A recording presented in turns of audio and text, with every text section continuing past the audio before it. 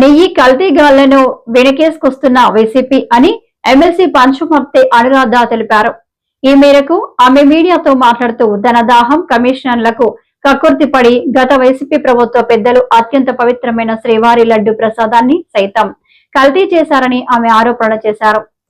కార్డులాగా ఉపయోగించుకొని గెలిచిన ఈ జగన్మోహన్ రెడ్డి శాండ్ మాఫియానే కాదు, లిక్కర్ మాఫియానే కాదు, అక్రమ మైనింగే కాదు, అత్యాచారాలే కాదు, గంజాయే కాదు, ఇలాగ అనేక అక్రమ సంపాదన గడిస్తూ చివరికి దేవాలయాల్ని కూడా వదిలిపెట్టకుండా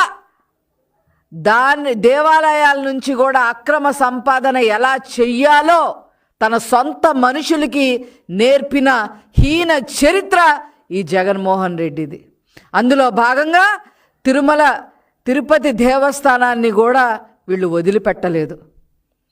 రాజశేఖర్ రెడ్డి హయాంలో 7 కొండల్ని 2 కొండలు చేస్తా, అది చేస్తా, ఇది చేస్తా అని పైలోకాలకి ఎలా వెళ్ళిపోయాడో ప్రజలందరికీ కూడా తెలుసు. ఆనాడు వాళ్ళ నాన్న కూడా కరుణాకర్ రెడ్డి అనే నాస్తికుణ్ణి మరి తెలుగుదేశం తిరుమల దేవస్థానం చైర్మన్గా నియమించడం జరిగింది. అదే బాటలో ఈ జగన్మోహన్ రెడ్డి కూడా కక్ష గట్టినట్టుగా తిరుపతి దేవస్థానాన్ని ఏదో రకంగా ఒక మకిలి సృష్టించాలి, హిందూ మనోభావాల్ని దెబ్బతీయాలి, ప్రపంచవ్యాప్తంగా ఉన్న భక్తుల నమ్మకాన్ని మనం తీసి పక్కన పెట్టాలి, ఏ రకంగా చేయాలి అని చెప్పి ఒక కక్ష సాధింపుగా తిరుపతి దేవస్థానం మీద కూడా కక్ష కట్టారు. దానికి కూడా ఆధారాలు ఉన్నాయి. ఏనాడైతే మరి ఎకరాలు అమరావతిలో మరి టీటీడీ తరఫున వెంకటేశ్వర స్వామి ఆలయాన్ని నిర్మించాలి ఇన్ని ఎకరాల్లో అని ఆనాడు చంద్రబాబు నాయుడు గారు మరి పూనుకుంటే మరి దాన్ని కుదించేసిన వ్యక్తి ఈ జగన్మోహన్ రెడ్డి ముఖ్యమంత్రి స్థాయిలో ఉండి ఆనాడే అందరికీ కూడా అర్థమైంది ఇతనికి ఒక మతం, హిందూ మతం అంటే పడదు, దాని మీద కక్ష కట్టాడని చెప్పి అందరికీ అర్థమైపోయింది. అదేవిధంగా మరి ఏ మాత్రం వెంకటేశ్వర స్వామిని కొలవని వైవి సుబ్బారెడ్డిని, కరుణాకర్ రెడ్డిని చైర్మన్గా చేసి వాళ్ళని ఏ రకంగా ఉపయోగించాడో ఇప్పుడు నేను చెప్పదలుచుకున్నా. అందరికీ కూడా తెలిసిన విషయమే. అందరు ఏమంటున్నారు? మొట్టమొదటిగా లడ్డూలో కల్తీ నెయ్యి ఉంది, దీన్ని నిగ్గు తేల్చాలి అని అంటా ఉన్నారు. కానీ నేను ఆ మాట అందలుచుకోలేదు. మీకు ఇంకా క్లియర్గా ప్రజలకి చెప్పదలుచుకున్నా. ఓ నెయ్యి 1 కిలో ఉండి ఒక 10 కిలోలు రసాయనాలు కలిపితే దాన్ని కల్తీ నెయ్యి అంటారు. అసలు మొత్తం రసాయనాలతో నెయ్యి వాసన వచ్చేలాంటి నెయ్యిని సృష్టించిన వాళ్ళని దాన్ని కల్తీ నెయ్యి అంటారా? ఇది ప్రజలే ఆలోచించాలి. సబ్బులు తయారు చేసే రసాయనాలు, పెయింట్లు తయారు చేసే రసాయనాల్ని వీటన్నిటిని కలిపి దాన్ని ఒక నెయ్యిలాగా సృష్టించి 63 లక్షల కిలోల లడ్డూల్ని తయారు చేయించి 250 కోట్ల పైన డబ్బులు తినేశారు అనంటే వీళ్ళని ఎక్కడ పాతి పెట్టాలి, ఎక్కడ పోడ్చాలి వీళ్ళని?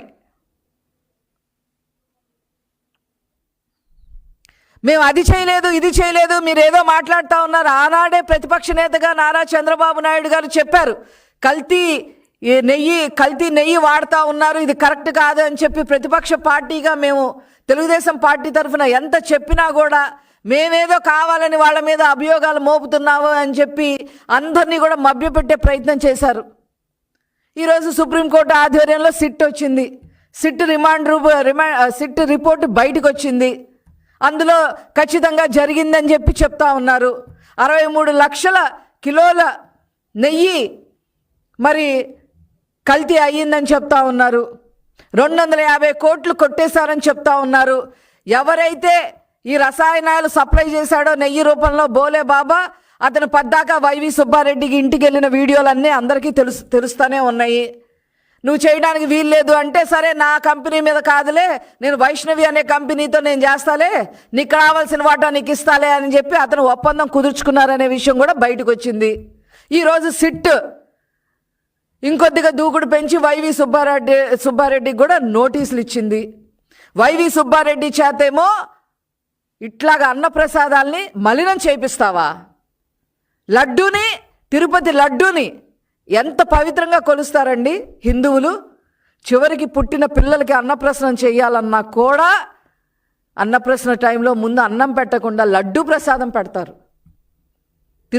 తిరుపతి లడ్డూని తీసుకొచ్చి ప్రసాదంగా ముందు అన్నప్రసన్నంలో ముందు పుట్టిన పిల్లలకి పెడతారు. వైవి సుబ్బారెడ్డి దానికి పూనుకొని